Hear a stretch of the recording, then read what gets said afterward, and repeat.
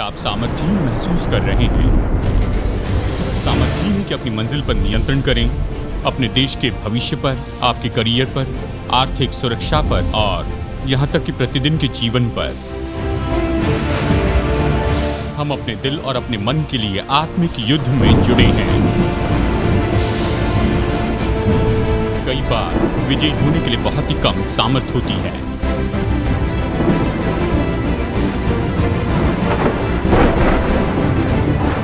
अगर मैं आपसे ये कहूं कि ऐसा कोई एक है जो आपको सामर्थ्य दे सकता है कि आप प्रबल हो भावनात्मक, शारीरिक और आत्मिक गड़बड़ी पर अपने जीवन में, वो आपको सामर्थ्य दे सकता है कि आप जयवंत से भी बढ़कर हो जाएं, विजयी से बढ़कर, केवल जय पाने से बढ़कर जयवंत। जयवंत के नाते आप अपनी परीक्षा के द्वारा नहीं लेकिन अपने विजय के द्वारा पहचाने जाते हैं। जयवंत के नाते आप परमेश्वर ने दिए हुए हथियार पहन लेते हैं जो शत्रु से आपकी रक्षा करते हैं और आपको सामर्थ्य देते हैं कि अपने सबसे बड़ी रुकावट पर जयवंत हो जाएं।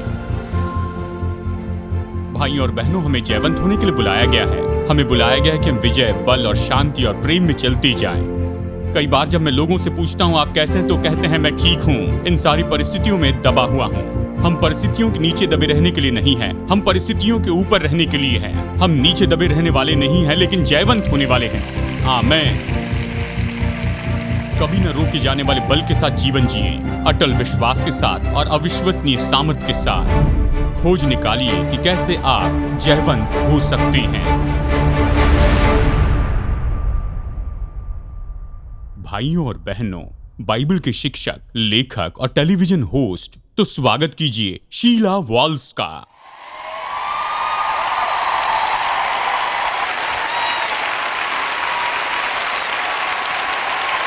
Hello, welcome. आपका स्वागत है। मैं हूँ शील वॉश और आप सब हमारे साथ जुड़े हुए हैं। मैं बहुत खुश हूँ। मैं आपसे कुछ पूछती हूँ, क्या आपने कभी ऐसा महसूस किया है कि संसार आपको अलग कर रहा है? आपको कभी ऐसा लगा कि आपका दिल और ज़्यादा नहीं सह सकता? लेकिन हम चाहते हैं कि आप परवाह ना करें कि संसार आपसे क्या करता है। सारी चिंता, डर, उलझने, परीक्षाएं, आपके पास चुनाव है। आपको बंदी बनकर रहने की जरूरत नहीं है क्योंकि आपने जीना चुना है उस जय में जिसका परमेश्वर ने आपसे वायदा किया है, एक जयवंत से भी बढ़कर। डॉक्टर जर्मया यहाँ पर हैं जो हमें बताएंगे परमेश्वर की प्रतिज्ञाएं कि ऐसा कुछ नहीं है जो शैतान आप पर डालेगा और आप उसमें से कभी बाहर नहीं निकल पाएंगे। तो आपका बहुत धन्यवाद करती हूँ कि आप सब हमारे साथ जुड़े हैं। अब मैं चाहती हूँ आप सब मेरे साथ इनका स्टेज पर स्वागत करें। हमारे प्रिय पास्टर और ऑथर, एक बाइबल टीचर, डॉक्टर डेविड जर्मया।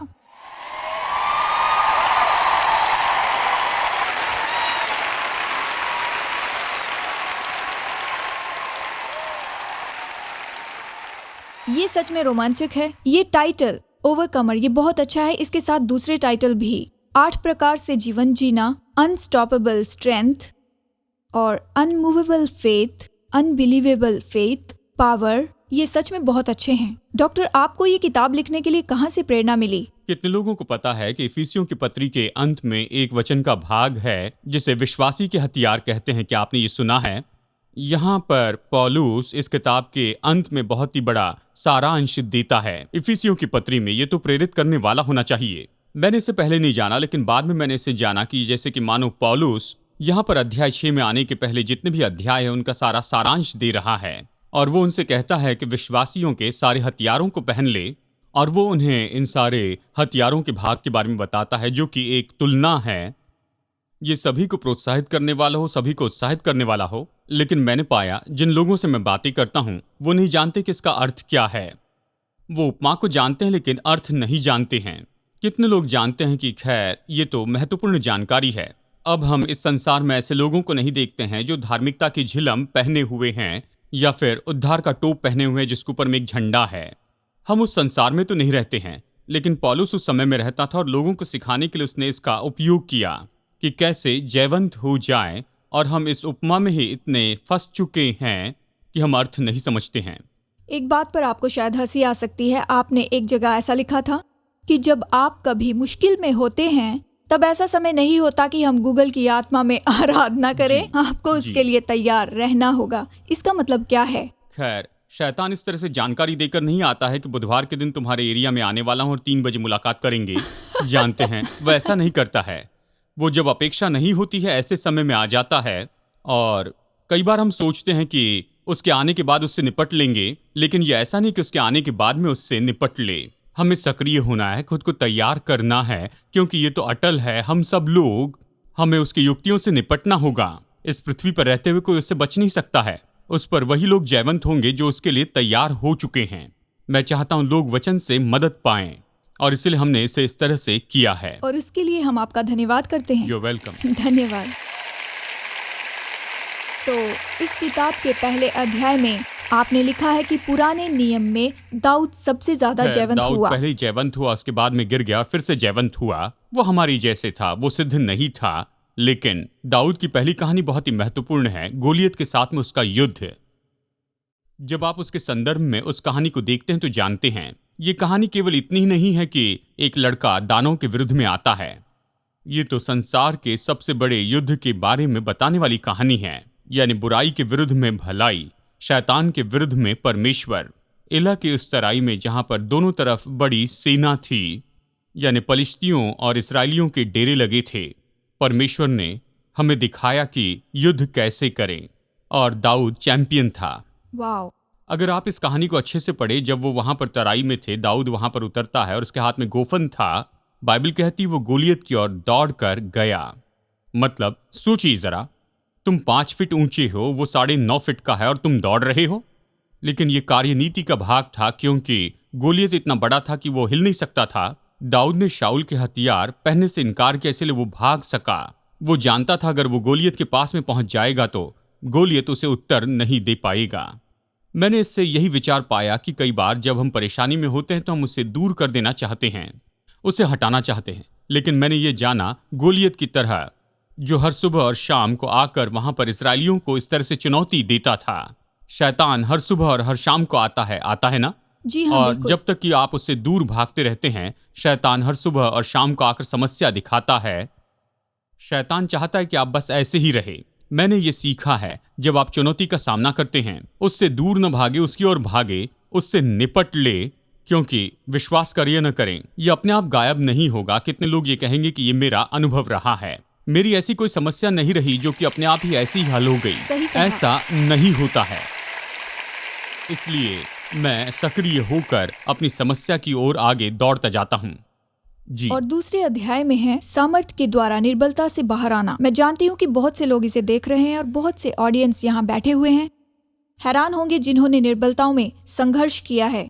मैंने इस किताब में बताया है कि जब मैं छोटा था, उस समय मेरी माँ मुझसे ये कहती थी, डेविड पॉल जर्मया, तुम्हें इतनी ताकत कहाँ से मिलती है।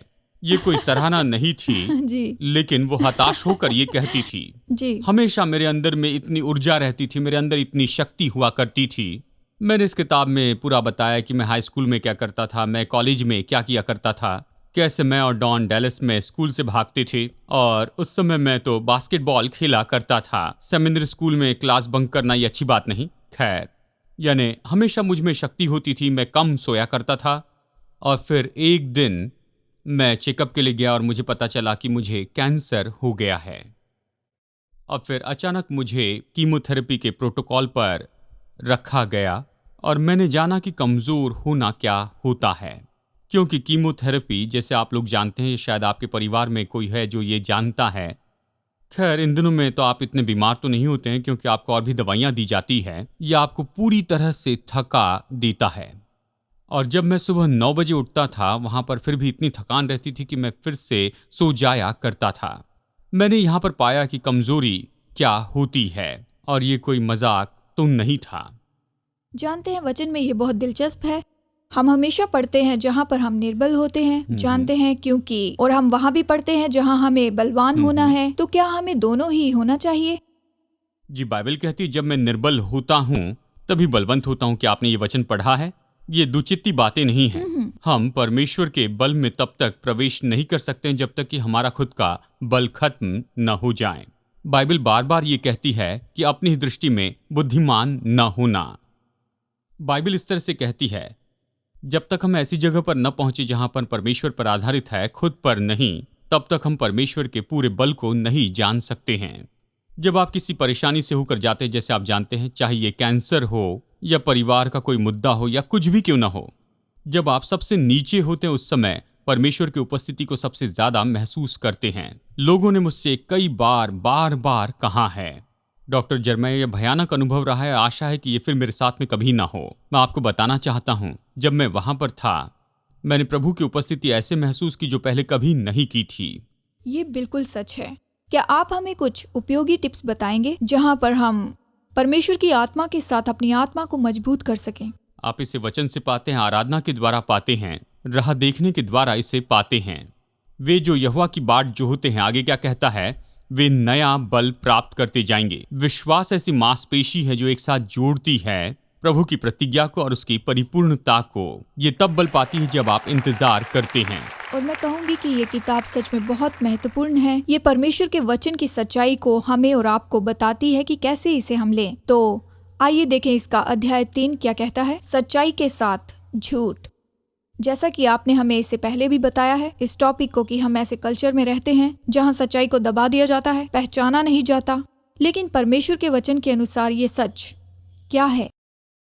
अगर आप बस देखें उत्पत्ति 1:1 को तो समझ पाएंगे, क्योंकि उत्पत्ति 1:1 कहता है कि आदि में परमेश्वर ने, वही तो एकमात्र सच्चाई है। और यीशु मसीह जो उसका पुत्र है, उसे क्या कहा गया है? मार्ग, सत्य और जीवन। बाइबल में सत्य कोई विचार धारा नहीं है, बाइबल में सत्य तो एक व्यक्ति है। यीशु मसीह सत्य है। जो कुछ भी मसीह यीशु के अनुसार करते चले जाना है, वही तो सत्य है। और अवश्य ही ये सारी बातें हो रही हैं और सारी पारंपरिक बातें हो रही हैं, और हमेशा आप यही सोचते हैं कि क्या किसी ने पूरी सच्चाई बताई है। लेकिन इसका ये मतलब नहीं कि विश्वासी के नाते हम इस तरह के जाल में गिर जाएं। यीशु को अपनी एकमात्र आशा के रूप में थामे रहिए, वही एक मार्ग है, सत्य और जीवन है, और ये सत्य आपको स्वतंत्र करेगा। बहुत अच्छा, बहुत अच्छा। बहुत से लोग सफेद झूठ बोलकर उस पर रोशनी डालने की कोशिश करते हैं कि ये कोई बड़ी बात नहीं है, लेकिन सच क्या है? ये हमारे लिए कितना खतरनाक हो सकता है। कहिए कि आपने झूठ कहा और ये कभी दूर नहीं होता है। जानते हैं, आप कहेंगे इस पर सोचिए, इसे सही कर दीजिए, लेकिन जो नुकसान हुआ है उसे ठीक नहीं कर सकते हैं। यानी जब वो मुझे बताया गया था, इसके बाद में आपका सम्मान आप ठीक नहीं कर सकते हैं।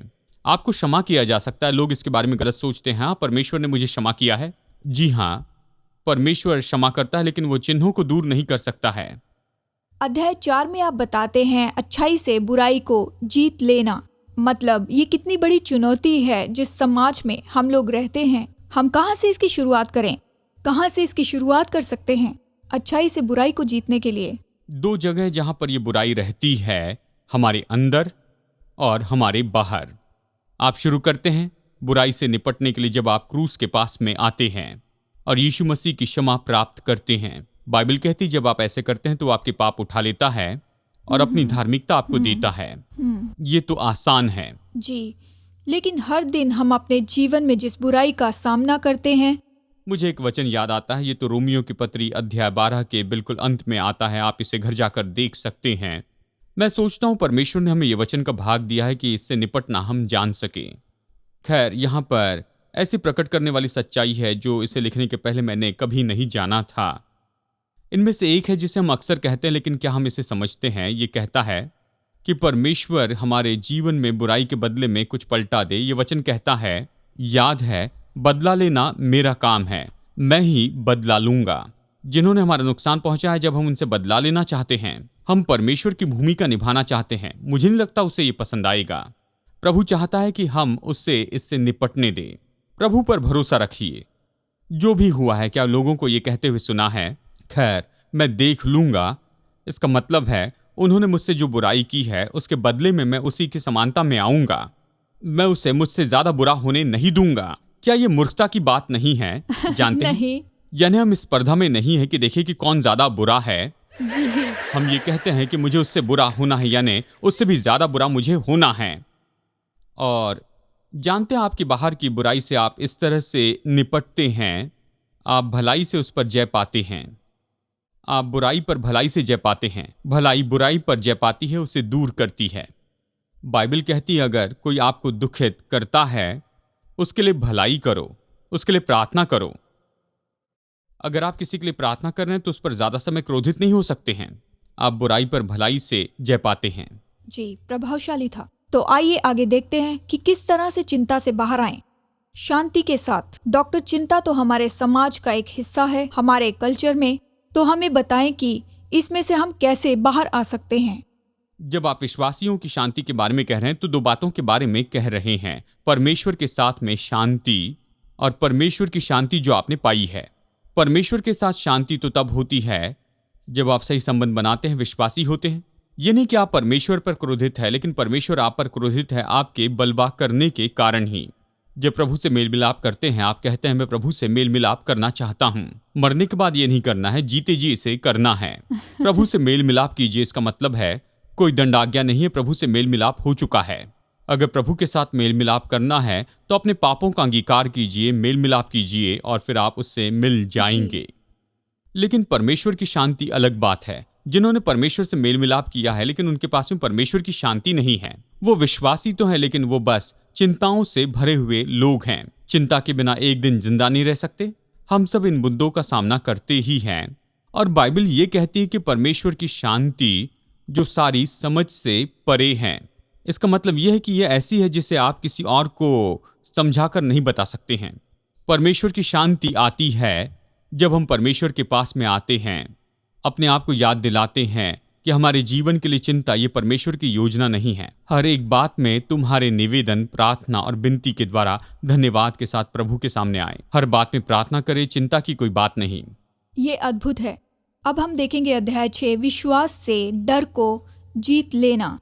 जैसा कि हम जानते हैं, काफी लोगों के लिए विश्वास तो एक आत्मिक शब्द है, लेकिन आप यहाँ पर हमें अलग रीति से बताते हैं। आपने ये शब्द हर दिन के लिए बताया है, इसके बारे में हमें बताएं। खैर, ये उस वचन से आता है जहां पर यह कहता है कि हमें विश्वास की ढाल लेनी है कि हम उन तीरों के विरुद्ध में खड़े रह सके जो शैतान हम पर फेंकते जाता है। हमें अपना जीवन विश्वास में जीना है, डर में नहीं। अगर आप विश्वास वाले व्यक्ति हैं तो आप डर वाले व्यक्ति कभी नहीं हो सकते हैं। बाइबल कहती है कि विश्वास सुनने से और मसीह के वचन सुनने से आता है। यह बहुत ही अद्भुत है कि परमेश्वर अपने वचन का इस तरह से आदर करता है। विश्वास कैसे बढ़ा सकते हैं? वचन के द्वारा। देखिए, हमारे युग में इस समय में हम कभी भी काम पर जाकर काम करने से बहाना नहीं बना सकते हैं, क्योंकि बहुत से ऐसे माध्यम हैं जिससे परमेश्वर के वचन को अपने जीवन में हम ला सकते हैं। कुछ हफ्तों पहले कोई मेरे पास में आ और उन्होंने कहा कि देखिए डॉक्टर जरमैया, पूरी बाइबल यहाँ पर इस छोटे से ड्राइव में रखी गई है। यानी कल्पना कीजिए कि पूरी बाइबल यहाँ पर इस छोटे फ्लैश ड्राइव में है। अपनी कार में आप उसे लगाइए और पूरी बाइबल आप वहां पर सुन सकते हैं।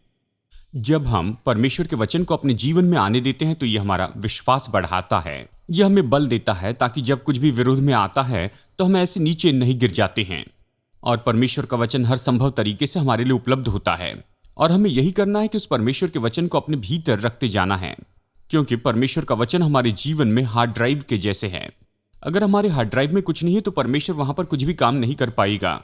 परमेश्वर का आत्मा परमेश्वर के वचन को लेता है जो कि हमने अपने जीवन में रखा है और हमारे जीवन के मुद्दों में उपयोग करता है। लेकिन अगर हमारे हार्ड ड्राइव में कुछ नहीं है तो बस ऐसे ही चले जाता है और इसे अपने दिल में बहने दीजिए। जी बिल्कुल। मैं जहां भी जाता हूं वहां पर ऐसे लोगों से मिलता हूं जो कि सच में बहुत ही बुरे जीवन को जी रहे हैं।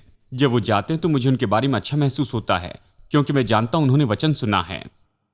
7वां अध्याय, बुद्धि से उलझनों में से बाहर निकलना।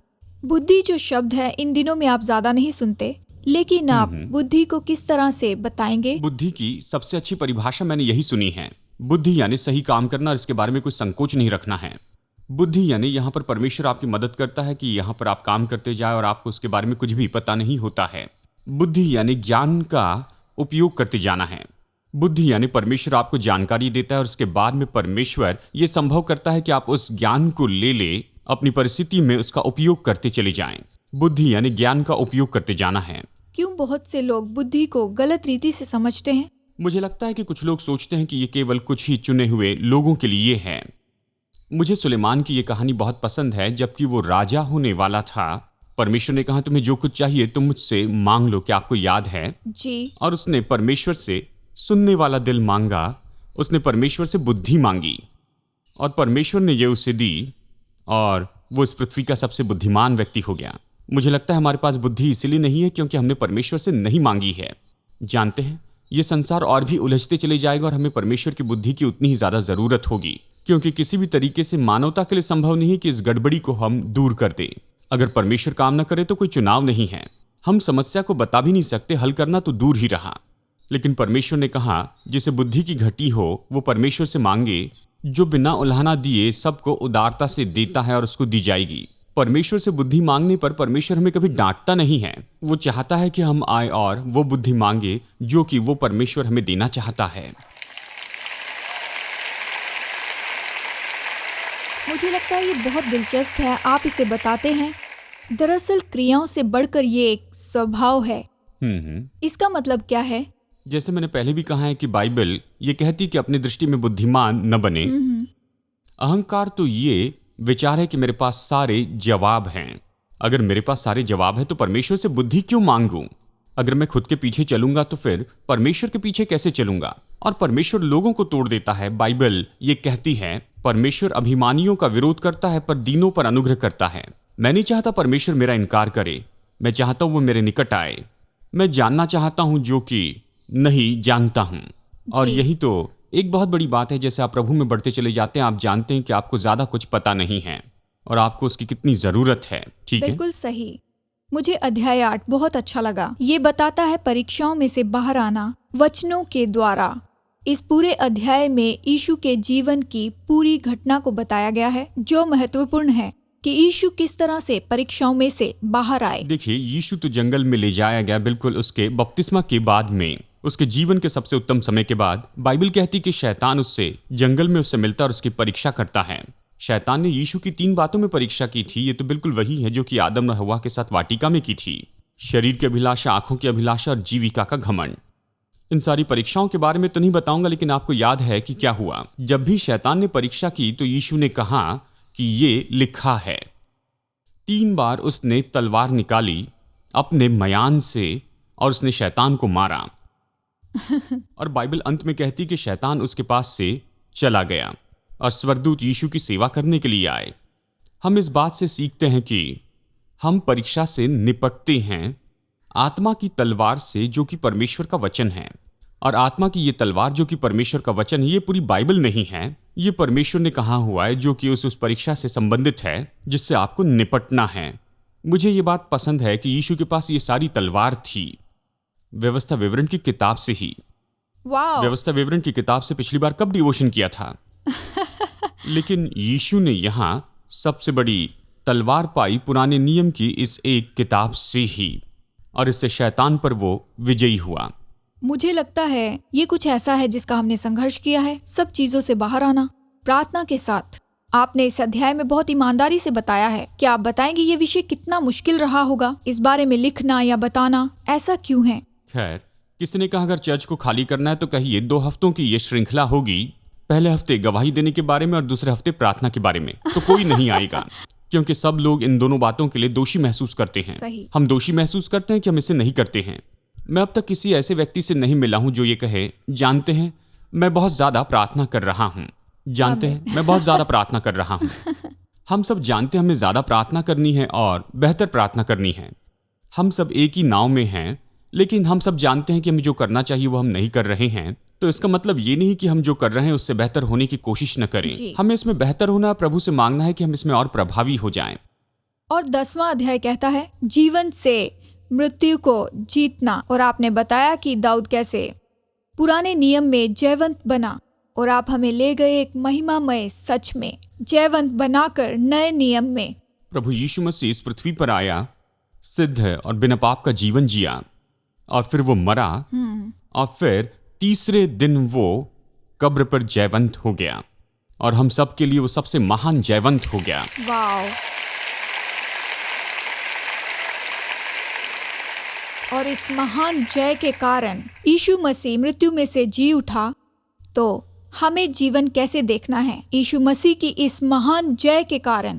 खैर, मैं कहूँगा कि हमारे लिए ऐसे दिखना चाहिए जैसे कि पहले के प्रेरितों के लिए दिखाई देता था।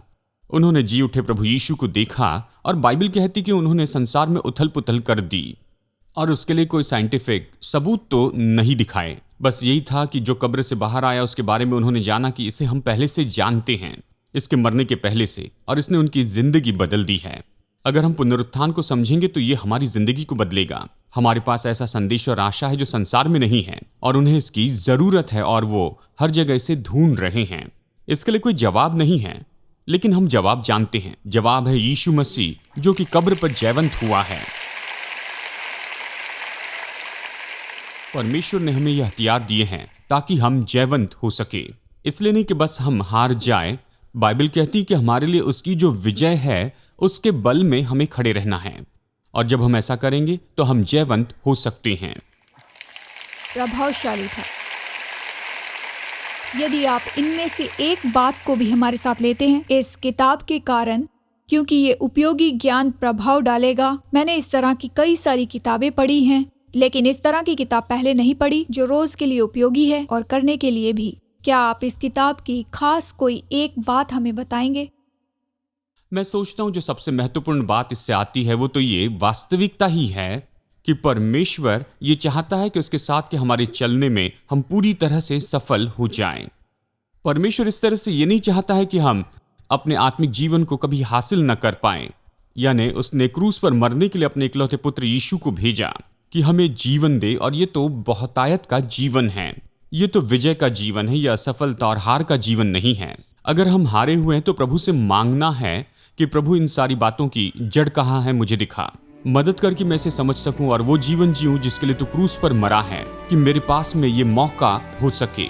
और मैं आपसे ये कहना चाहता हूं, आप जयवंत हो सकते हैं, मैं जयवंत हो सकता हूं। हमें हारा हुआ नहीं होना है, हमें हारना नहीं है, हमें असफल नहीं होना है, लेकिन विजयी होना है।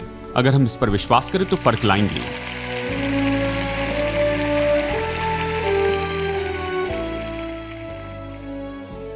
याद रखिए, आपको जयवंत होने के लिए बुलाया गया है। आपको बुलाया गया कि आप विजय में और बल में और शांति और प्रेम में चलते जाएं। और इसके लिए सबसे पहला और सबसे महत्वपूर्ण कदम है कि उस महान विजय पर विश्वास रखें, यीशु मसीह पर विश्वास। और यीशु के साथ में नजदीकी ये आपको हिम्मत और साहस देंगे कि किसी भी चुनौती पर जयवंत हो जाएं। अगर आपने प्रभु यीशु मसीह पर अपने प्रभु और उद्धारकर्ता के रूप में विश्वास नहीं किया, तो मैं प्रोत्साहित करता हूं कि आज ही ऐसा कीजिए, और फिर अपना ये निर्णय दूसरे विश्वासियों को बताएं, भरोसेमंद सेवकाई या स्थानिक चर्च को बताएं, और अपने इस नए विश्वास में निरंतर बढ़ते चले जाएं। प्रभु आशीष दे, और मैं आशा करता हूं अगली बार फिर मुलाकात होगी यहीं पर टर्निंग पॉइंट में।